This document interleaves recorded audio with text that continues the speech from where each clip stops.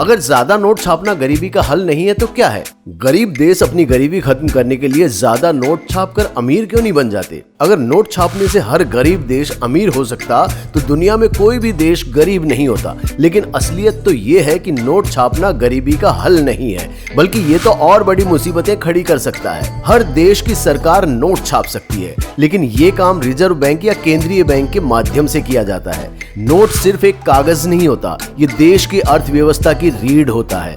Note छापने का सीधा कनेक्शन देश की संपत्ति जैसे कि सोना, विदेशी मुद्रा और प्रोडक्शन क्षमता से है। ज्यादा नोट छापने से क्या होता है?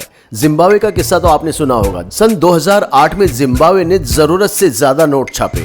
नतीजा, एक ब्रेड की कीमत 50 अरब जिम्बाब्वे डॉलर हो गई थी। जी हाँ, सही सुना आपने। लोग सामान खरीदने के लिए बोरों में नोट लेकर जाते थे। जब किसी देश में नोट छापने की रफ्तार उसकी इकोनॉमी की ग्रोथ से ज्यादा हो जाती है तो महंगाई बेकाबू हो जाती है। इसे कहते हैं हाइपर इन्फ्लेशन।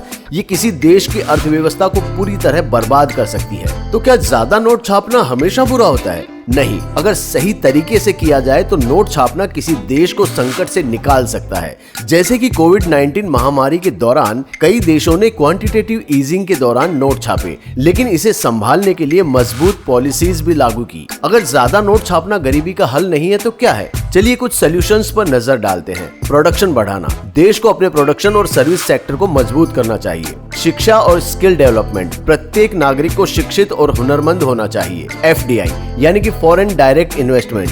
विदेशी निवेश से देश की अर्थव्यवस्था को मजबूत करना चाहिए। Infrastructure development.